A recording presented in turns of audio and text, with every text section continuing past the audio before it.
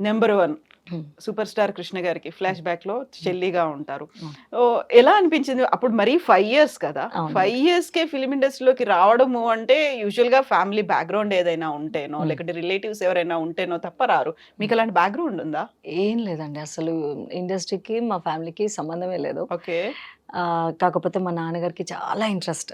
మా నాన్నగారికి ఇండస్ట్రీ అన్నా, ఇది యాక్టింగ్ అన్నా చాలా ఎందుకలా? ఇంట్రెస్ట్. ఆయనకుందా? ఆయనకి అంటే మా తాతగారు అప్పట్లో నాటకాలు వేయడము, మా నాన్నగారు వాళ్ళ నాన్నగారు. హ్మ్. సో, అది అది కొంచెం మా నాన్నగారికి బాగా ఇంట్రెస్ట్.